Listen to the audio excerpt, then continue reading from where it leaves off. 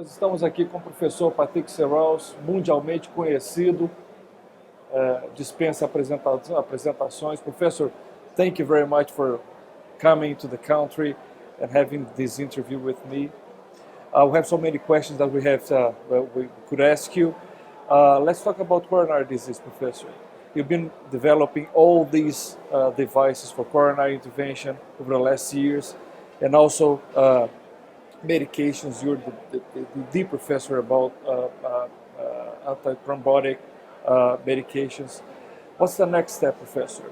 Do we have to develop more stents, better stents, new medications, new schemes? What's the next step? I think it's a very important question, because in '77 we were very lucky to have a man like Andreas Grünzig to introduce the device and the human being. That was the almost a half century of device. We were replacing drug by device, and we have made a lot of progress.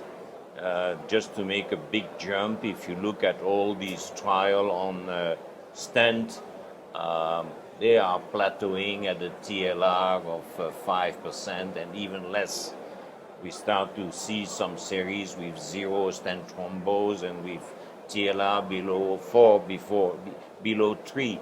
So I think that we are reaching a plateau. The great asset is still the acute myocardial infarction. Nobody disputes that. I mean, that's a field where we are saving life, period.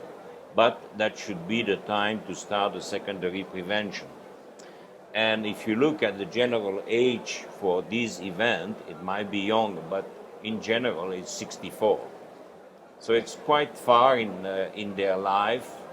It's also the time of the retirement for Bismarck. So I have the impression that when I see Cantos, all the MAB again, interleukin 6, when I see the monoclonal antibody against PCSK9, bringing the cholesterol to 30 milligram. Not so long ago with Jean Braunwald, we had a discussion in New York with Valenti Förster and Alain Carpentier, the father of the heart.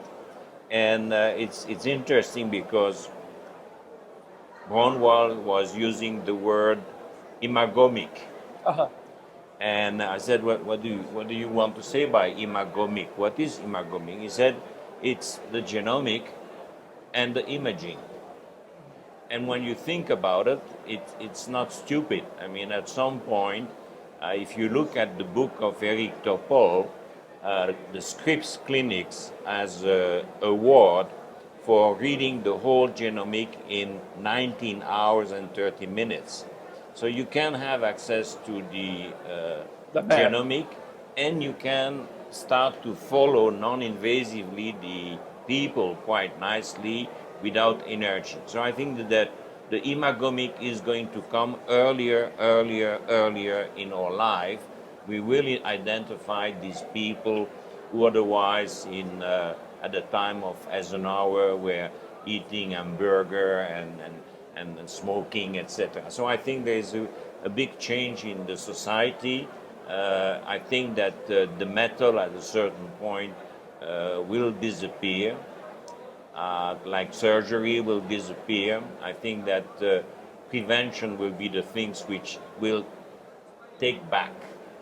Why? Because you have a prevention which is primordial. You know, when I was a kid, the hippopotamus was the nice guy and the gorilla was the bad guy. Everything has changed in the meantime. The orc, who is the killer whale, now is the attraction. So I think our values will change in the future. And I think that the device will be there for many other things, for the valve, of course. But for the coronary, I think that primary prevention, secondary prevention, and primordial prevention. That means the kids, the small guys, at 3, 4, 5 years, learn very quickly that he has to eat vegetables, He has to avoid too much meat.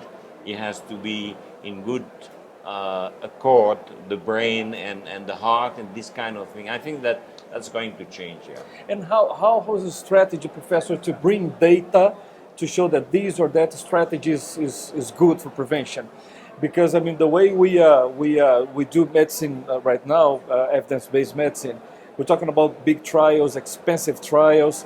If you go for a scenario where prevention is the villain, is the strategy, I mean, we're talking about big numbers, very big trials.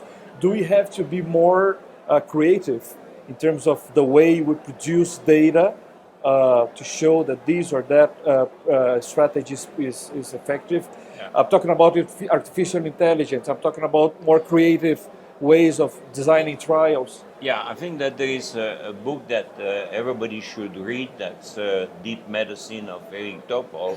I mean, when you start to read, you don't stop because you realize that the world is moving so fast. I mean, take something like dermatology, for instance.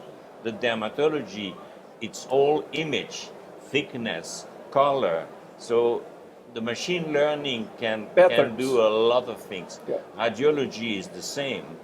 There is a watch in the Mayo Clinic which give you your potassium because they are analyzing the T wave. So you and me, between 2010 of 2005 and 2020, we had to get adjust to internet and the pace of things. I think that the next decade will be even more complicated. You will have the robot. Don't forget that in 2025, the computer will have the intelligence of the human being. And we have not yet teach the ethics to the computer. If I say to the robot, Serruys, kill the Lemos, he will do it. Please. So I have to introduce some ethics. So I think that there will be a big change. Of course, in the field of valve, it will take again a lot of time because basically there's so many things that we ignore why we develop the valve. At least the coronary artery, we have the cholesterol hypothesis and the inflammatory hypothesis. So I think at some point we will start to manage that on top of the primordial prevention. But the valve, that will be another big decade, 2, 3, 4 decades before we get all of them. And congenital perhaps too. Absolutely, Yeah. absolutely. Okay, Professor, well, thank you very much. We didn't talk too much about intervention, but it's my feeling today. Very good, thank you. Yeah. We will come back in 10 years. Yeah.